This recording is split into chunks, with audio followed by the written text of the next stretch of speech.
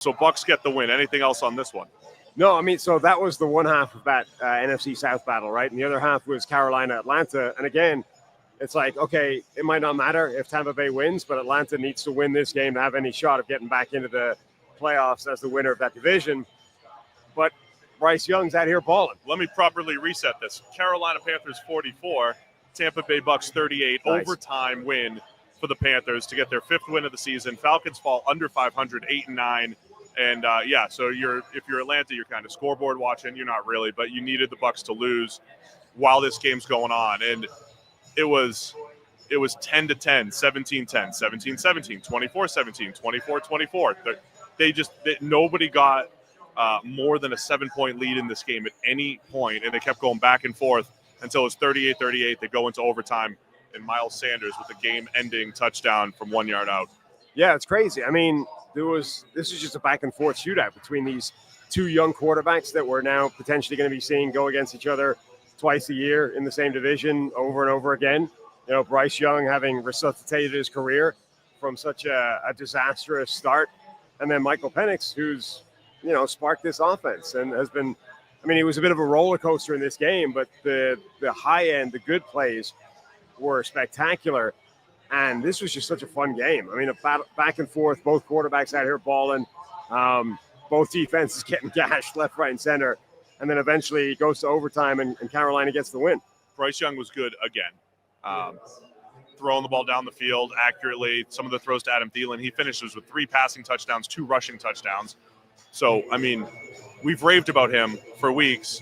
Puts a bow on what turned out to be an excellent season after his benching. Yeah, absolutely. I mean, incredible redemption arc for Bryce Young. I mean, he looks really good right now. He looks like Alabama Bryce Young. Everyone keeps talking about, like, the smile on his face and how happy he looks. Remember when he got benched early in the season? I mean, he just looked miserable out there, right? He looked like a downer when you just saw his body language and the sadness every time a bad play happened, which was basically every other play. It was awful to watch. And now it's like the exact opposite. The vibe switch in Bryce Young from like week 2 to now is nuts. Just to give you an indication, by the way, these 2 games that were going off simultaneously, you know, reliant on each other. At one point, both games had less than a minute left on the clock within a score, and the team that needed to score in order to, you know, reverse the current dynamic had the football. Yeah. So both games were live with under a minute with the losing team in possession of the ball, completely up in the air. And so Bryce Young was outstanding. Loved watching him play again, had the 5 touchdowns.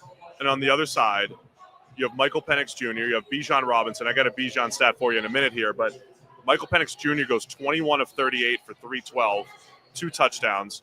Had a pick in there that was, you know, another one of those inaccurate pass that got dropped, tipped up for a pick. But dude was throwing lasers all over the field again. And it was like kind of like the Sunday night game against Washington.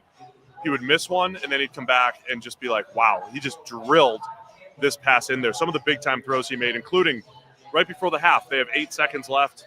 Yeah. He puts one up to Drake London. Like 10 seconds left, puts it up to Drake London. It's incomplete.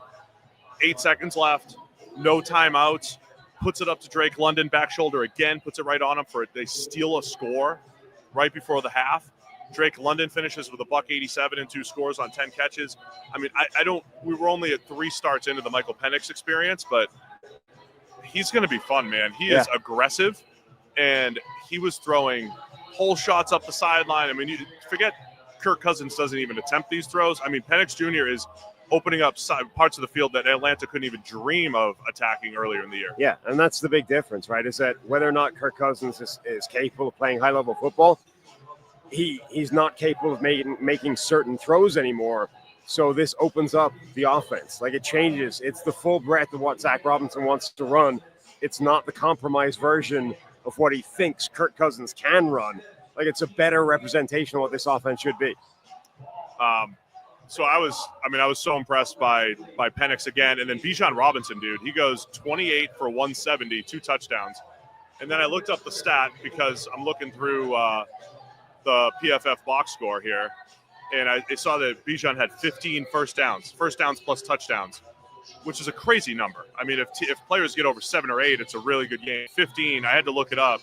most first downs converted in a game since the Jonas Gray game in 2014. Legendary. The Jonas Gray Patriots game against the Colts. Bijan, unbelievable. And let me find the tweet that I found as well, because there's not a lot of positives for the Falcons fans maybe ending the season, but maybe we'll try to go out on a positive note here. Zach Klein posted a stat. Falcons first team in NFL history with a 300-yard passer, 175-yard receiver, 150-yard rusher, all under the age of 25 in the same game. So Michael Penix, Drake London, and Bijan Robinson, I'll say they are a potentially explosive offense, still have a lot of those pieces in place. Obviously have to get better defensively. Disappointing finish to the season for the Falcons, but maybe some youth on offense to continue to build around. Yeah, I mean, there's a lot of reasons to be positive, even if obviously this season ends up as something of a disappointment given the expectations when Kirk Cousins was signed as quarterback. The one last note about the other side of this duo game, Baker Mayfield, up until this game, was 0 for 43 in his career when trailing at any point by 10 or more points. And this was the game that he got the comeback in, because he was trailing by 10 points in this game. Eventually gets the comeback and gets the win. 0 and 43. With the season on the line, right? Yeah. That's what I'm saying. It's part of what we loved about him coming out of Oklahoma. Felt like he would be better at those types of situations, and I think he's slowly getting better at them and starting to do things that maybe he didn't do earlier in his career. So great regular season from Baker Mayfield, the Bucs offense overall, and to put a bow on Panthers-Falcons. Panthers probably feeling a lot better about their team. I know their defense still has a lot of questions. I think the roster as a whole has a lot of questions, but they're one of the few teams in the top 10, drafting in the top 10, that doesn't have to worry about a quarterback. I don't think anymore because of where Bryce Young is. Carolina's locked into the 8 spot now per Tankathon and the NFL draft order. Anything else on that one? No, I think that was a phenomenal two-game connection to be watching. Thanks for watching all the way to the end of our video. For more great content, click here to subscribe and here to watch another video. We'll see you again soon.